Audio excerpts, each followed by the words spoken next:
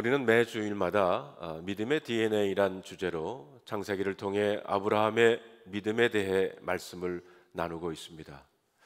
그런데 우리가 성경을 읽어가면서 알 수 있는 것은 성경이 아브라함의 인격과 그의 삶을 미화하려고 하지 않았다는 것입니다. 아브라함이 얼마나 인격적인가, 혹은 그가 얼마나 선한 삶을 살았는가 하는 것이 성경의 주된 관심사가 아닌 것을 알 수가 있습니다. 다른 말로 표현한다면 아브라함이 인간적으로 완전하기 때문에 하나님의 축복을 받은 것이 아니라는 겁니다. 아브라함은 약한 인간에 불과했습니다. 그는 허물이 많은 사람이요 죄인입니다.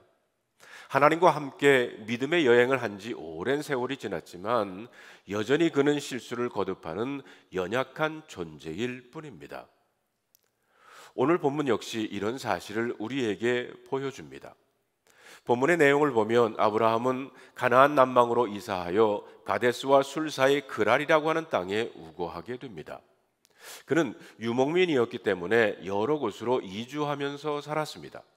푸른 초원을 찾아서 짐승을 먹이는 것이 그의 삶이었습니다. 그런데 그가 우거할 그랄 땅은 블레셋 사람들이 머무는 땅이었다는 겁니다.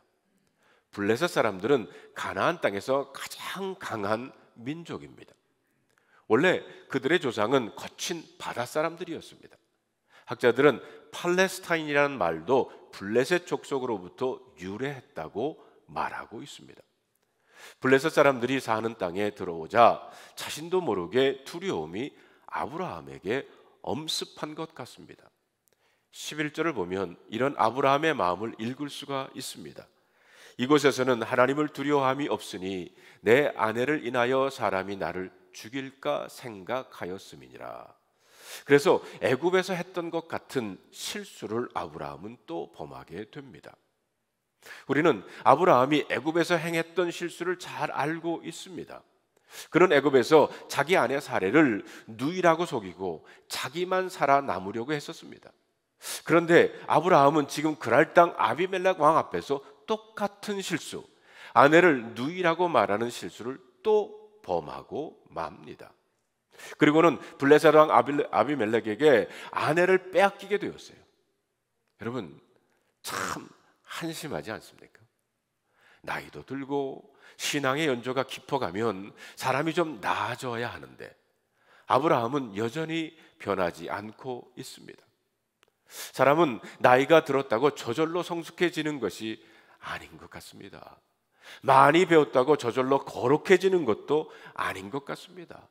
또 어지간한 시련을 겪고 나서도 사람들은 좀처럼 잘 고쳐지지 않는 존재입니다. 아브라함은 이 사건이 있기 바로 직전에 소돔과 고모라가 죄로 인해서 심판받는 것을 목격했습니다. 죄가 얼마나 무서운지 알았습니다.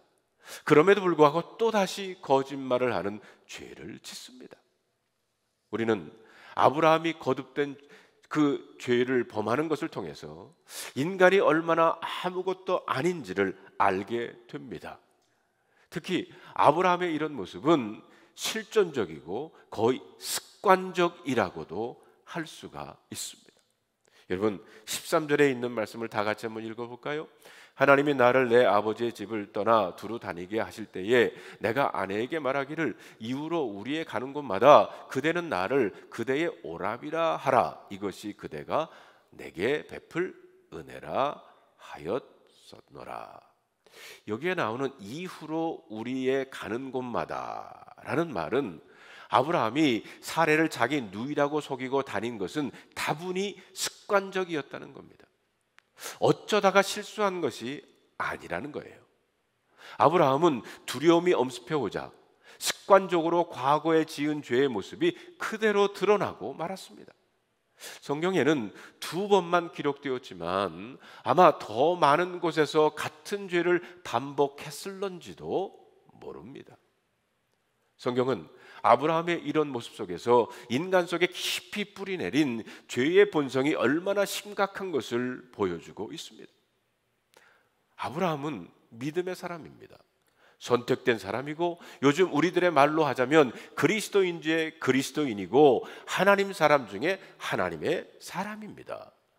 그러나 그럼에도 불구하고 아직도 죄악의 끈질긴 습관에서 해방되지 못하고 전전긍긍하고 있는 아브라함의 모습을 주목해 볼 필요가 있습니다. 여기서 우리는 인간의 마음속 깊은 곳에, 삶의 깊은 곳에 뿌리박고 있는 죄의 본성을 대면하게 됩니다. 위대한 전도자 사도 바울 역시 로마서 7장에서 똑같은 고민을 고백하고 있어요. 그는 전도자요, 이방 세계의 복음을 전하는데 사용된 너무 훌륭하고 놀라운 하나님의 일꾼 아닙니까? 그럼에도 불구하고 그는 자신의 내면에 내재된 깊은 죄성에 대해서 이렇게 말하고 있습니다. 로마서 7장에 보면 내 속 곧 내 육신에 선한 것이 거하지 아니하는 줄을 아노니 원함은 내게 있으나 선을 행하는 것은 없노라. 내가 원하는 바 선은 행하지 아니하고 도리어 원하지 아니하는 바 악을 행하는도다. 그리고 그는 24절에서 오라 나는 곤고한 사람이다. 이 사망의 몸에서 누가 나를 건져내랴. 이렇게 탄식하고 있습니다. 그렇습니다. 인간은 완전할 수 없는 존재입니다. 구원받은 그리스도임에는 불구하고 끈질긴 죄의 분성이 우리 안에 있다는 겁니다. 구원받았음에도 불구하고 자신 속에 깊이 뿌리내리고 있는 죄의 본성을 볼 때 우리는 놀라지 않을 수가 없습니다. 인간이 가지고 있는 죄의 문제는 우리가 생각하는 이상으로 더 심각하다는 것입니다. 혹시 여러분들은 죄의 깊이, 자신의 내면에 깊이 뿌리내린 그 죄의 본성으로 인해 탄식하며 아파 보신 적이 있습니까? 그렇기 때문에 우리 사람들에겐 정말 그리스도가 필요합니다. 사람들이 예수님을 만나지 않고서는 변화될 수 없고 구원받을 수가 없습니다. 그리스도와 함께 십자가에 못 박혀 죽고 부활하신 그리스도와 함께 다시 살아나야만 변화될 수 있다는 것입니다. 그리스도 안에서 다시 태어나야 한다는 것입니다. 구원이란 그런 의미에서 거듭나는 것입니다. 옛사람은 죽고 하나님의 자녀로 다시 태어나는 것입니다. 아브라함이 이 정도 실수를 거듭하면 우리 생각으로는 그는 당연히 실패해야 할 사람입니다. 당연히 하나님의 버림을 받아야 할 사람이지요. 그러나 그럼에도 불구하고 아브라함은 실패하지를 않았습니다.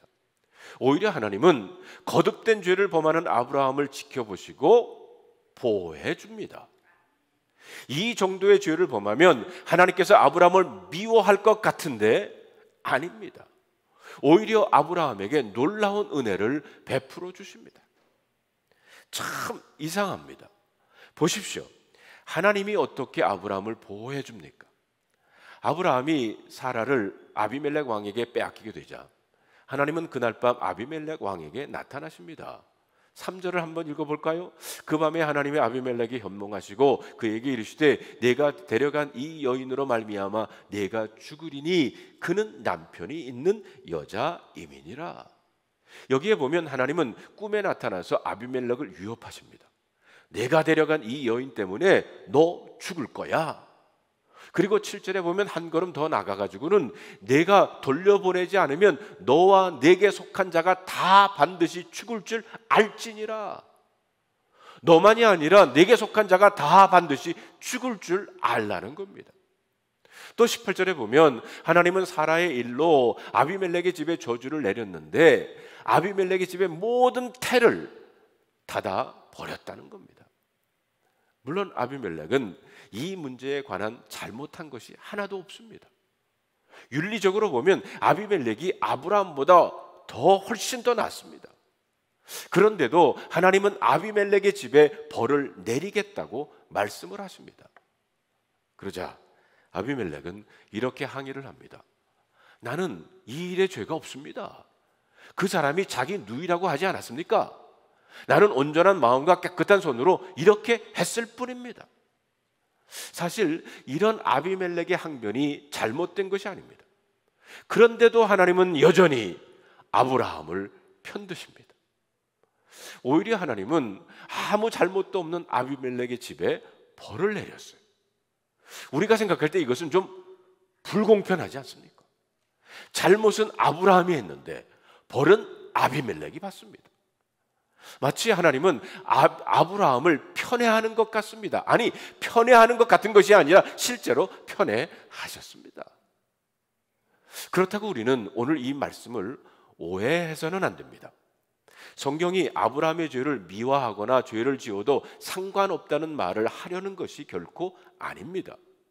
하나님은 한 번도 죄를 그냥 넘기신 적이 없어요. 우리는 자신의 죄에 대해 정직하게 대면해야 됩니다. 죄는 반드시 회개해야 됩니다.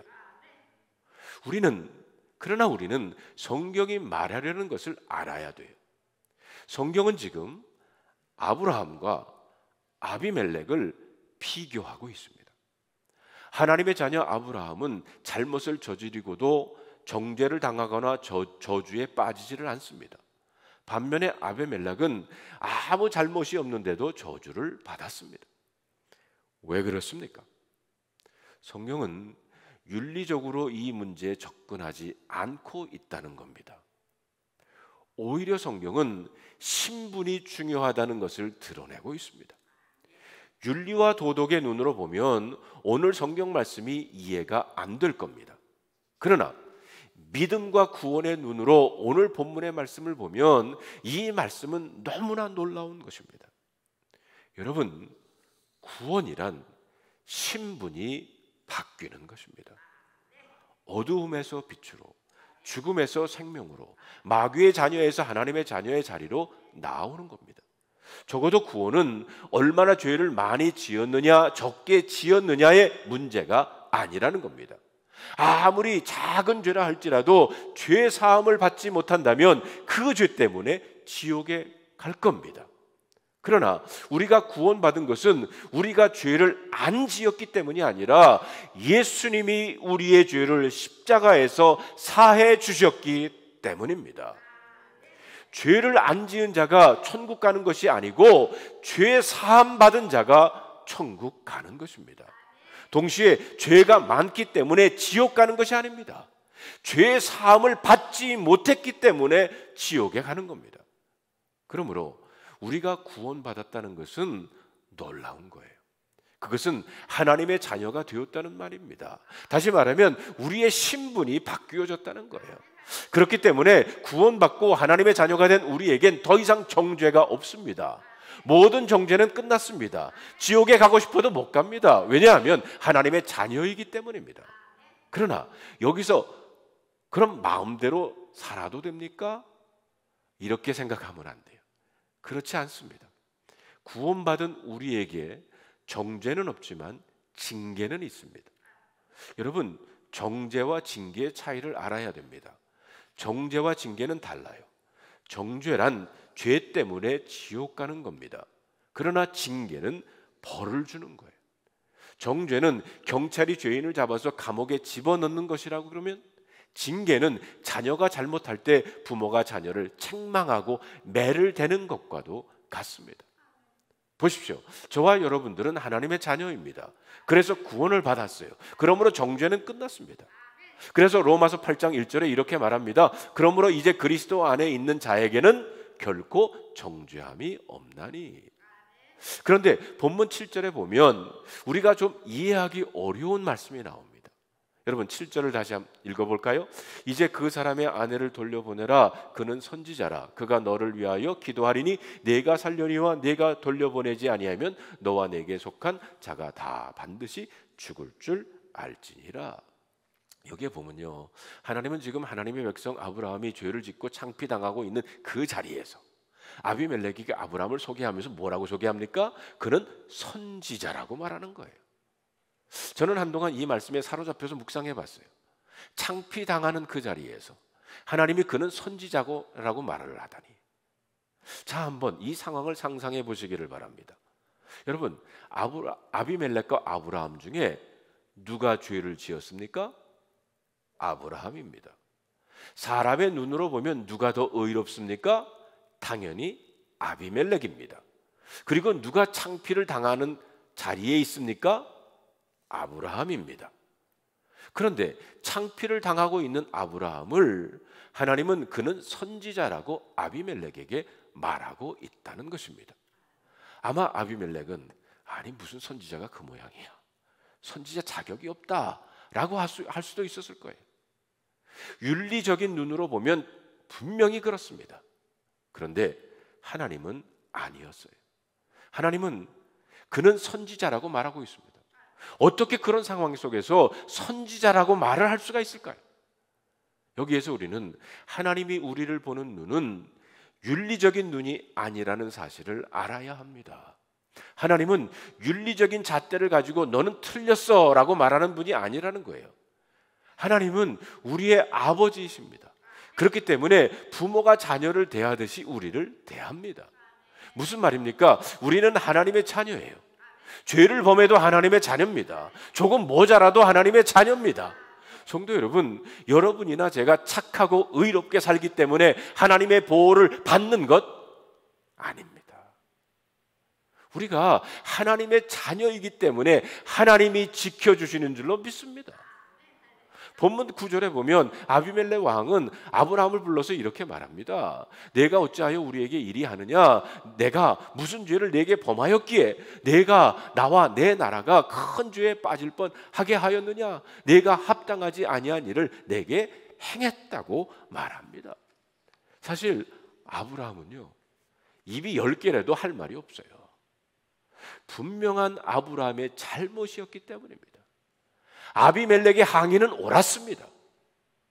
우리도 전도할 때 가끔 이런 이야기를 듣습니다. 예수 믿는 사람들이 더 나빠. 예수 안 믿어도 나만큼만 착해봐라.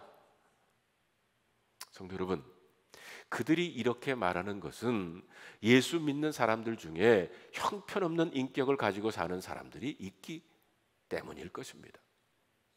요즘은 그리스도인들이 이런 수모를 당할 때가 많습니다. 오늘 본문에서는 아비멜렉이 큰 소리치고 아브라함은 초라할 수밖에 없는 그런 상황입니다. 그런데 보십시오. 하나님은 아브라함에 대해 그는 선지자라고 말합니다. 마치 자랑스럽다는 듯이 그렇게 말하고 계세요. 성경이 우리에게 말하는 중요한 진리가 이겁니다. 윤리나 도덕도 중요합니다. 그러나 윤리보다 더 중요한 것이 신분이라는 겁니다. 우리가 얼마나 깨끗하게 이 땅을 사느냐 하는 것도 중요합니다. 그러나 보다 더 중요한 것은 우리가 누구냐, 우리가 누구에 속했느냐 하는 겁니다. 세상 사람들은 행위를 보지만 하나님은 생명을 보십니다. 그리고 그가 마귀에게 속해 있는 자인가 하나님께 속한 자인가를 먼저 본다는 겁니다. 이런 하나님의 관점은 사울왕과 다윗의 경우도 마찬가지였어요. 사울왕에 비해 다윗은 참 모자라는 사람입니다. 심지어 다윗은 간음죄와 살인죄를 범한 사람이에요. 그런데도 사울왕은 실패했고 다윗은 하나님의 놀라운 사랑을 받습니다. 하나님은 윤리적인 눈으로 사람을 보지 않기 때문입니다. 윤리적인 눈으로 보자면 아비멜렉이 아브라함보다 훨씬 낫습니다. 사울왕이 다윗보다 훨씬 낫습니다. 우리는 오늘 하나님의 관점으로 사람과 사건을 보는 눈을 배워야 할 것입니다. 예를 들면 남편들이 돈 많이 벌어오는 것 중요합니다. 그러나 더 중요한 것은 남편이 구원받는 겁니다.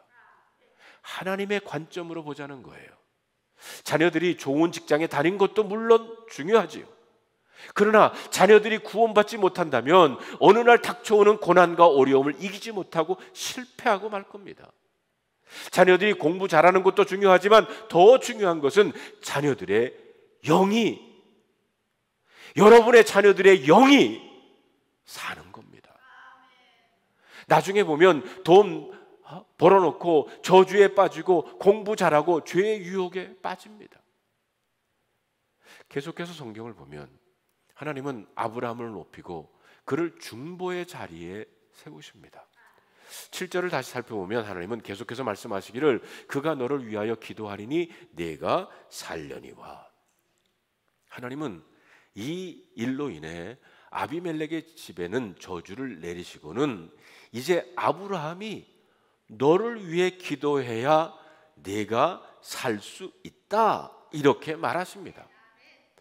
아브라함이 기도해야 아비멜렉 집안의 문제를 해결할 수 있다는 것, 하나님께서 아비멜렉의 집의 문제를 아브라함이 해결하도록 하셨다는 것은 정말 의미심장하지 않습니까?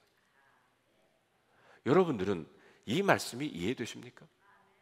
아마 안 될 수도 있을 겁니다. 그러나 하나님은 아비멜렉의 집의 운명을 하나님의 사람 아브라함에게 맡기셨다고 하는 엄청난 사실입니다. 이건 놀라운 거예요. 하나님은 당신의 자녀들, 당신의 백성들이 좀 모자라도 그들에게 세상을 맡긴 줄로 믿습니다. 세상 사람들이 성도들보다 돈이 좀 더 많을 수도 있습니다. 다 그런 것은 아니겠지만 불신자들이 성도들보다 윤리적으로 조금 더 나을 수도 있습니다. 그러나 알아야 합니다. 좀 윤리적이다라는 것은 저주를 이길 수 없다는 거예요. 돈이 좀 있다고 하는 것 가지고는 하나님의 심판을 피할 수 없다는 겁니다. 세상 사람들은 답이 없습니다. 반면에 아브라함은 아비멜렉의 집에 임한 저주를 해결할 답이 있는 사람이었어요. 그는 하나님의 선지자이기 때문입니다. 요셉은 노예로 팔렸지만 노예라는 신분으로 보디발 장군의 집을 움직였어요. 그것만이 아니라 나중에는 그는 애굽 나라 전체를 살리는 사람이 됐습니다. 다윗은 소년이었지만 사울 왕과 이스라엘 전 군대가 하지 못하는 일을 할 수 있었습니다. 이스라엘을 블레셋 장군 골리앗으로부터 건져냈어요. 그리고 사울 왕이 밤마다 악한 영에 시달리고 있었을 때 다윗은 나이와 학문에 관계없이 사울 왕을 치료했어요. 의사들이 할 수 없었던 것을 그가 해냈다는 겁니다. 윤리적으로 보면 성도들보다 더 깨끗한 사람들이 얼마나 많은지 모릅니다. 그러나 하나님은 그들을 통해 일하시지 않아요. 오히려 부족한 우리들을 사랑하고 우리를 통해서 이 땅에 하나님을 드러내는 일을 하시는 것은 바로 신분 때문이라는 사실을 절대로 잊지 마시기를 바랍니다. 저는 이 말씀을 준비하면서 얼마나 가슴이 뛰었는지 모릅니다. 17절에 있는 말씀을 함께 읽어볼까요? 아브라함이 하나님께 기도하며 하나님이 아비멜렉과 그 아내와 여종을 치료하사 출산하게 하셨으니. 여기에 보면 아브라함의 기도로 아비멜렉의 집안에 임한 하나님의 저주가 떠나가고 문제가 해결되었다는 겁니다. 윤리적으로 볼 때 문제가 좀 있어도, 실수도 하고 좀 모자라도, 그럼에도 불구하고 아브라함의 기도에는 능력이 있습니다. 아브라함이 기도할 때 하나님은 그 기도를 들으시고 아비멜렉의 집을 치료하셨어요. 저는 성도들의 기도는 이와 같은 능력이 있다고 믿습니다. 저는 요즘 한국교회 그리고 모든 교회가 아브라함과 비슷한 상황에 놓여 있다고 생각합니다. 어쩌면 아비멜렉 앞에 서 있는 아브라함의 모습은 우리 시대의 교회, 한인교회의 모습과도 같습니다. 그동안 교회가 아브라함처럼 욕먹을 짓 했습니다. 그러나 그럼 우리는 알아야 합니다. 그럼에도 불구하고 하나님은 교회를 사랑하십니다. 비난받는 교회를 향해 하나님은 그는 내 선지자라고 말하고 있음을 기억하시기를 바랍니다. 하나님은 실수한 아브라함이 기도할 때 아비멜렉의 집을 치유했습니다. 비록 비난받고 있는 교회이지만 아브라함이 아비멜렉을 위해 기도했듯이 교회는 이 나라와 이 사회를 가슴에 품고 기도해야 될 줄로 믿습니다. 우리 교회는 교단을 마음에 품고 기도해야 될 줄로 믿습니다. 그래야 하나님은 교회의 기도를 들으시고 이 나라와 민족을 죄와 저주에서 건져내실 것입니다. 한인교회가, 한국교회가 교회가 다 깨끗하고 죄가 없어서가 아닙니다. 교회가 윤리적으로 문제가 없어서도 아닙니다. 그럼에도 불구하고 우리가 기도해야 이 나라가, 우리 민족이 살 수 있기 때문입니다. 성도 여러분, 혹시 여러분 자신 속에 있는 죄성 때문에 깊은 절망감에 빠져본 적이 있습니까? 아니면 여러분 자신의 모자람 때문에 낙심해 보신 적이 있습니까? 그렇다면 죄책감에 빠져 있다든지 자신의 무능함을 보지 말고 하나님을 바라보시기를 바랍니다. 하나님은 우리에게 윤리적인 완전함을 요구하지 않습니다. 우리는 모자라도 하나님의 아들, 딸입니다. 분명한 것은 예수님만 제대로 붙잡으면 된다는 것입니다. 하나님 안에 있기만 하면 하나님은 저와 여러분을 통해서 이 땅에 하나님의 나라를 세워 나가실 것입니다. 이 하나님의 자녀로서의 신분과 그리고 권세를 회복하시는 여러분들이 되시기를 주님의 이름으로 축원합니다. 오늘 이 말씀을 여러분 마음속에 간직해 보시면서 다음 세 가지 질문에 한번 답해 보시기를 바랍니다. 여러분은 아브라함처럼 반복하여 범하는 실수가 있다면 무엇인가요? 둘째로, 여러분은 언제 하나님의 자녀인 것을 깨달으셨습니까? 그리고 셋째로, 오늘 하나님의 관점으로 남편, 아내, 자녀, 교육, 교우, 목회자, 이웃을 보시기를 바랍니다.